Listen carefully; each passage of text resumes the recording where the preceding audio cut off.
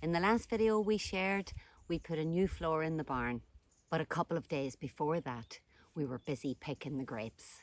Welcome back for an episode from the garden processing the grapes. We've been over to Tim and Fatima's and picked some of their red grapes. Now we need to go and see if we've got many grapes worth picking, and then we're going to do a couple of things. We're going to make Churchkhela with some of these grapes and some Jeropiga. I picked the end of Fatima's figs, or Pingo de Mel, absolutely gorgeous. I've already had a few kilos, but these are just fab.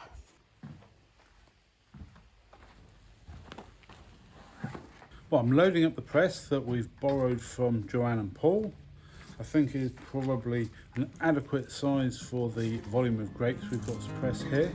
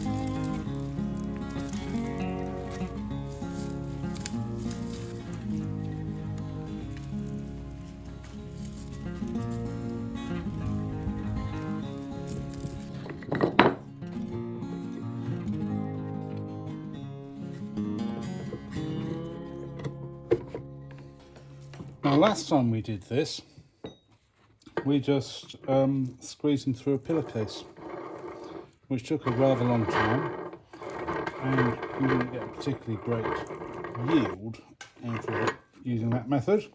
But this time, with this great little press that we borrowed from Joanne and Paul, we should be able to do much better.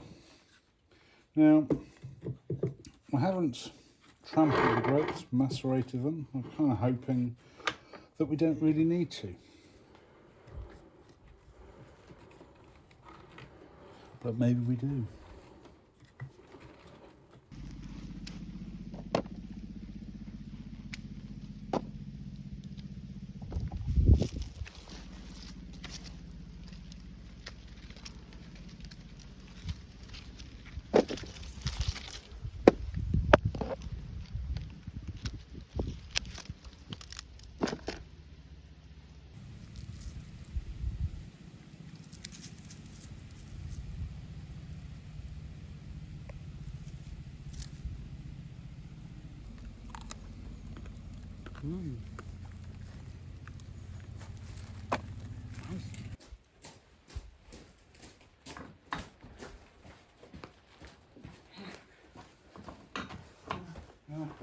We'll see how you get on with those ones because they're more dry.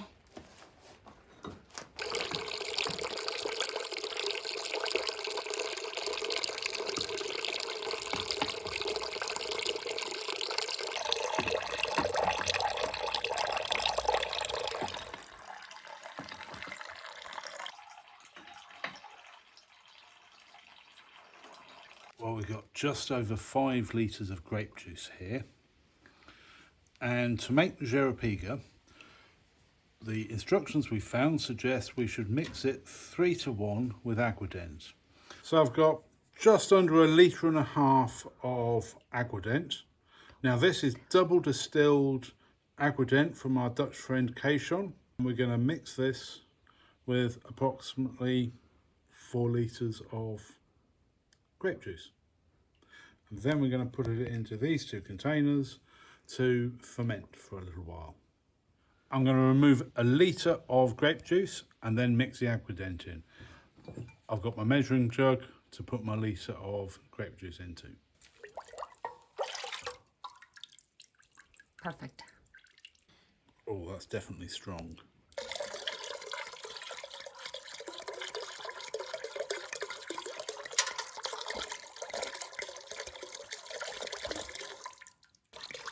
Oh, it smells really nice. It does.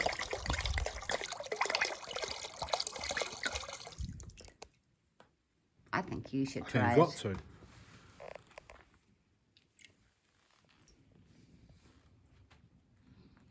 Has a nose.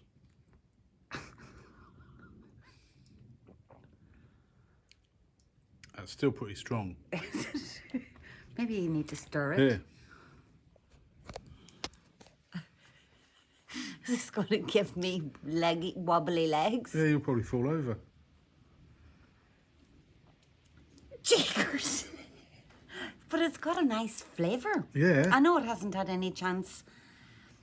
It's really fruity and blackcurranty, and it doesn't have great... I don't think it's got any... Great nose. Nose. But I think it's got potential. Yeah. You think we should put that litre back in?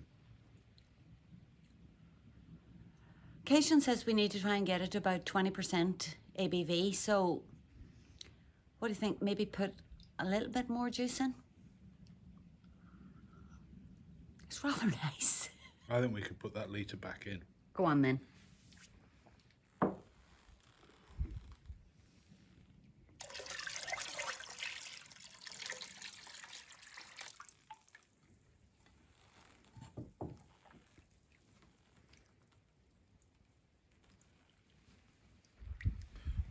Kind of got a slightly more red colour now, I think. It's a bit cloudy still, Dan. Oh yeah, it's very cloudy.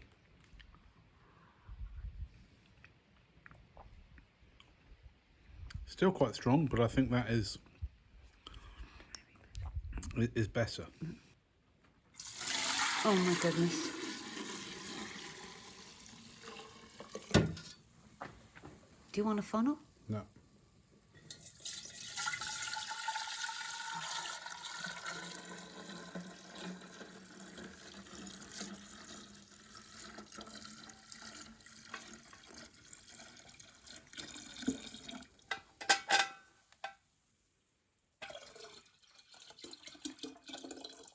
Don't put all the dregs in. I don't think it...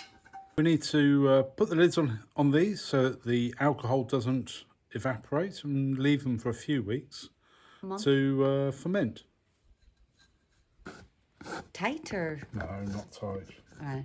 I've got a few more red grapes to press from our land, and these will be made into a Churchkhela by the lovely Mairead. The lovely Mairead. Oh, thanks. I tried macerating them a bit with a potato masher. That was a waste of time. And I tried with the stick whizzer, you know, the thing you make the soup with, and that wasn't great. The best way is just to get right stuck in there with your hands.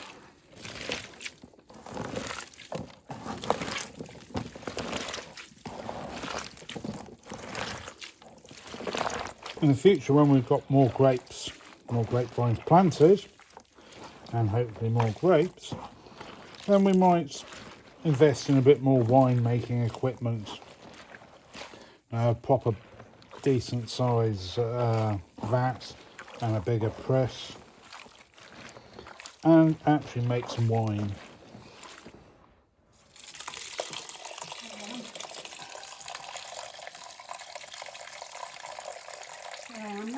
Hello.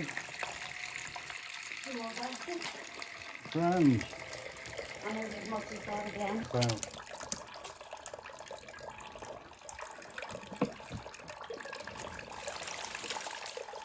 That'll be more than 2 litres there. The first time I made Churchkhela, I used this frame and this little spindle. But this is no good because I'm going to make a lot more this time because it was so good. So I'm going to use this big stick. First things first, we've got to get the juice on the go.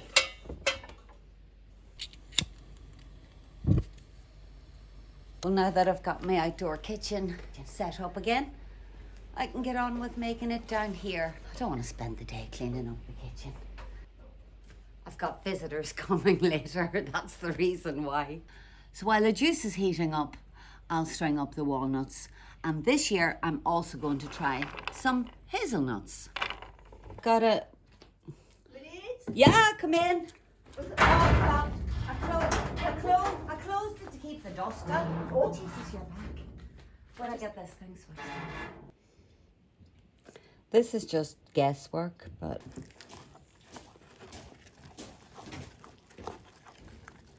So I've almost made my first hazelnut string, but I won't be making these again. I'm only making one because the hazelnuts are really difficult to pull through.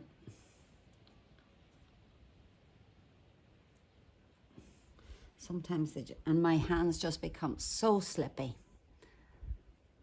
I'm even using a piece of wood to push them up. It's very slow.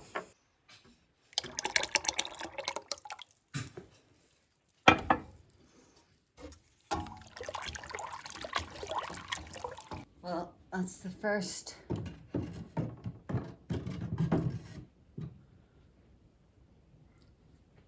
hazelnut string and the last, because that's way too long.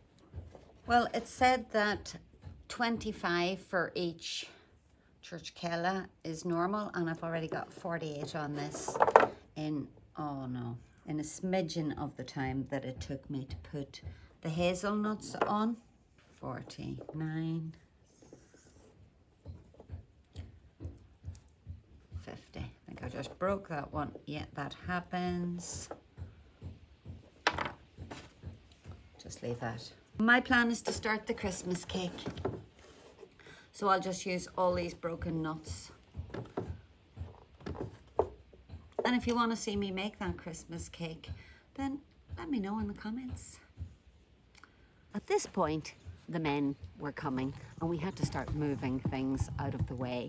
But don't worry, we did video the second phase. Well, I worked into the dark last night to do the first pass.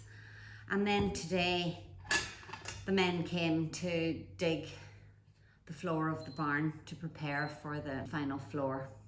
So I had to move out of the barn and there's nothing down there anymore. So I've poured the red wine. No, that's wishful thinking. I've poured the red grape juice into here. I have 2 litres and I'm just going to do exactly the same as before. So my plan is to reduce this down to about 1 litre. That'll be about half of what we've got.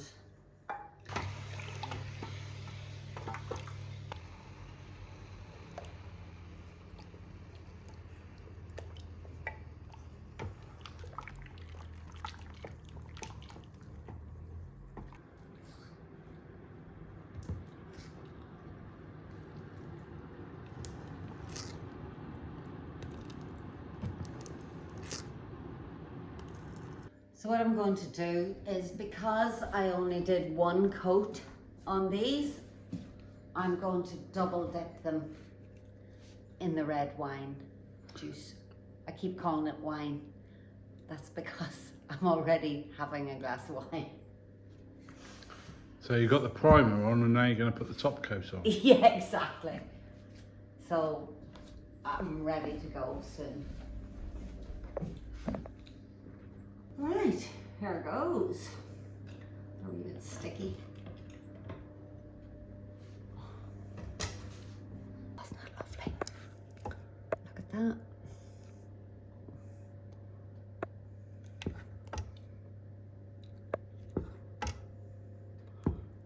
They need to be well coated.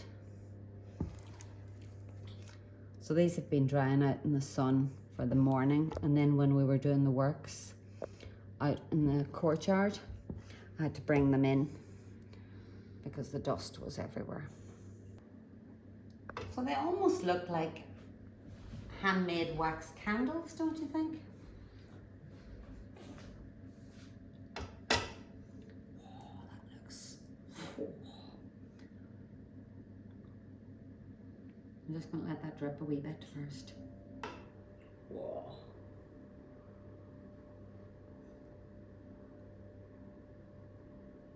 Watch your hand. You didn't need to go that far along.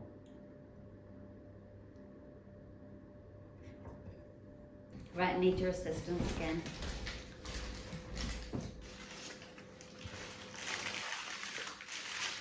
Now you're only seeing a few minutes of this, so bear with me because this, like I say, 2 days.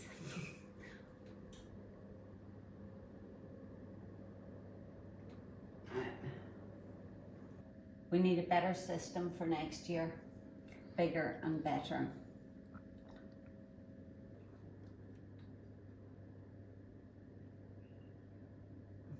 Do I hear smacking lips?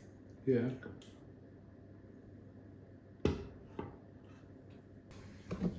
Gosh, they're colourful, aren't they? Yeah. Yeah, the top coat in red is beautiful. Oh, it's gorgeous.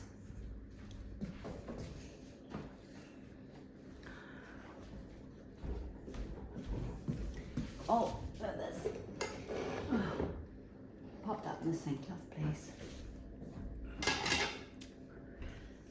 So we'll see that when it's dried in a couple of days. While we're waiting for these to dry, I've been picking persimmons and Sichuan pepper.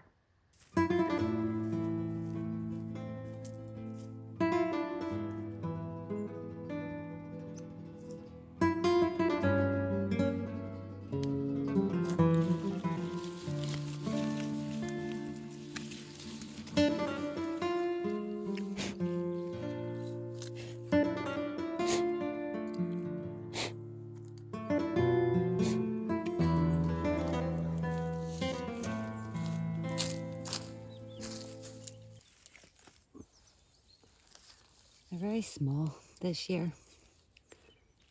But yeah, this is what they're like. Pure ambrosia. These are so sweet.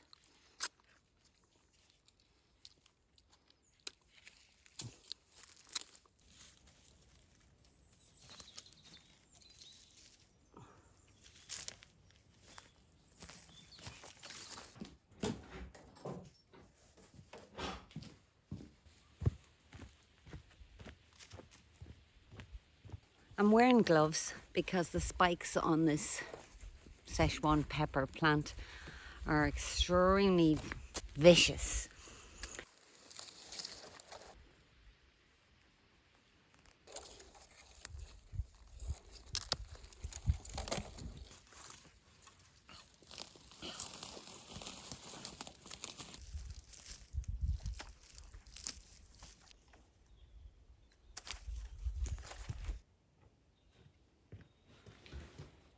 You give me a hand to pop the wheels on, please? Do you know how long I've been picking these? Yeah, oh well. Yeah, okay. Well, several days have passed and they have been drying on the veranda, and now I'm going to wrap them up as little gifts for ourselves and our visitors for Christmas.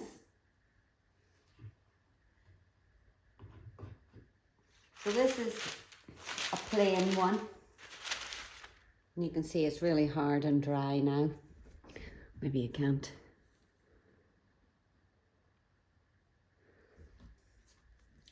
And this one was made with the red juice.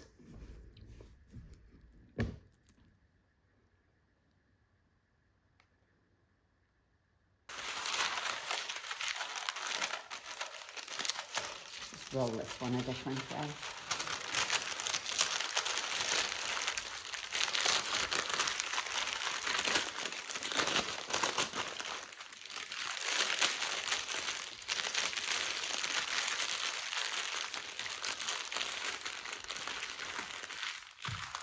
Do you remember all those little bits and pieces of broken nuts? And I said my plan was to make a Christmas cake. Well, Dan's father is visiting, so I want to wait till after he's gone before I start that whole preparation. But what I did do is I made this kind of a tray bake, which isn't baked, out of the sort of the dregs of the pot. First of all, I used the dregs of the white mix and then the red. And if you can't wait to Christmas to see what that's like, this is the last of it. Not much left.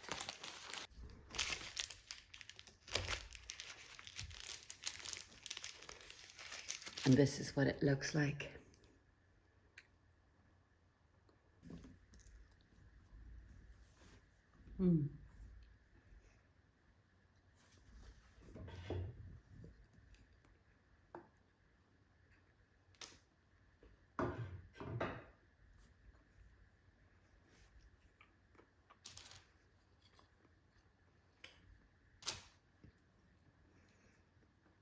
If you remember at the start of the video, I said that I was going to make a lot more and I had that bigger piece of wood. Well, because the hazelnuts took so long to make, I really just gave up. And with the rush going on of clearing the barn, that was another reason.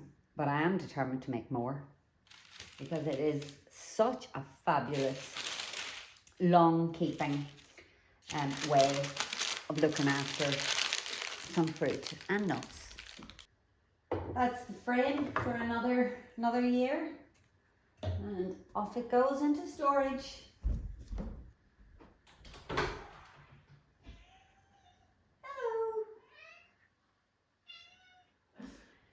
Oh, excuse me.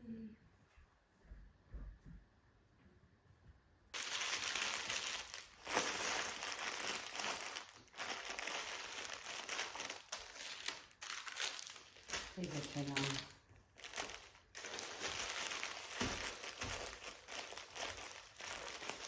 Okay. See you next time.